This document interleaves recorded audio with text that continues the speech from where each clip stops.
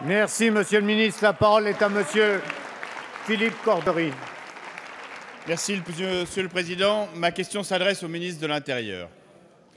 Hier, à Forêt, dans la région bruxelloise, les forces de l'ordre françaises et belges ont mené une action conjointe dans le cadre de l'enquête sur les attentats du 13 novembre dernier. Je veux ici rendre hommage à ces policiers qui sont intervenus dans des conditions particulièrement difficiles et adresser mes vœux de prompt rétablissement aux agents blessés, parmi lesquels figure une Française. Au-delà, je veux saluer tous ceux qui, au sein des services de police, de gendarmerie, de renseignement et de justice, agissent au quotidien pour traquer les terroristes en France, en Belgique et en Europe. Les tragiques événements de janvier et de novembre 2015, l'attentat au musée juif de Bruxelles et l'attaque avortée dans le Thalys ont irrémédiablement lié nos deux pays dans l'épreuve, ainsi que dans les défis de la déradicalisation, du démantèlement des filières terroristes et de la mise en sécurité de nos populations, ceux compris les nombreux Français qui vivent en Belgique.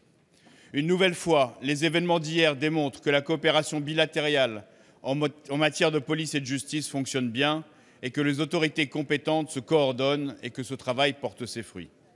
Ainsi, depuis plusieurs mois, des équipes communes d'enquête se sont constituées, les échanges de renseignements se sont multipliés et la sécurité, notamment ferroviaire, a été renforcée.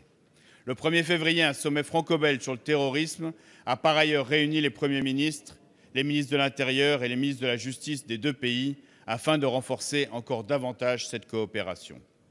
Nous voyons donc bien que l'action du gouvernement porte sur 3 niveaux complémentaires, le niveau national, le niveau bilatéral et le niveau européen.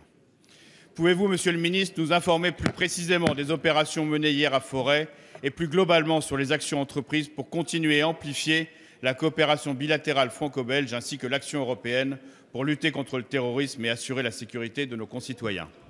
Merci, Monsieur Cordery. La parole est à Monsieur Bernard Cazeneuve, ministre de l'Intérieur. Monsieur le député Cordery, je voudrais profiter de votre question, puisque vous m'y invitez, pour apporter des précisions sur les enquêtes en cours et dire ce qu'est notre coopération avec les autorités belges, puisque depuis le 16 novembre, nous avons mis en place une équipe commune d'enquête, que nous l'avons fait dans le cadre de la Convention européenne d'entraide judiciaire qui date des années 2000 et qui a fait l'objet d'une décision cadre au mois de juin 2002 qui a été transposée en droit par la loi du 9 mars 2004. Depuis hier, nous avons une opération qui est menée sous l'autorité des magistrats belges et qui est destinée, dans le cadre de l'enquête sur les attentats du 13 novembre, à démanteler des filières d'acteurs terroristes qui peuvent encore frapper. Un des tireurs qui s'en est pris aux forces de l'ordre a été abattu par les forces de sécurité belges. 2 personnes ont été interpellées, tandis que 2 autres individus restent aujourd'hui activement recherchés. En outre, depuis hier, dans le cadre de cette enquête, des kalachnikovs, pas moins de 11 chargeurs, et une quantité très importante de munitions ont été saisies. Le parquet fédéral belge, qui a rendu public ces informations ce matin, a fait également état de plus de 100 perquisitions effectuées depuis novembre en Belgique et de 58 personnes interpellées dans le cadre de cette procédure très importante à laquelle nous participons activement. Cela montre que nous avons une coopération avec les autorités belges qui est de bonne qualité et que nous avons voulu intensifier encore à l'occasion de la visite que nous avons effectuée avec le Premier ministre et le ministre de la Justice à Bruxelles le 1er février. Que s'agit-il de faire?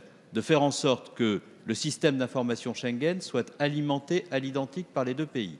Car il importe que les informations dont nous disposons sur les activités terroristes soient alimentées de façon symétrique et que sur cette base, nos services de police et de justice puissent travailler efficacement. Merci, Monsieur le ministre.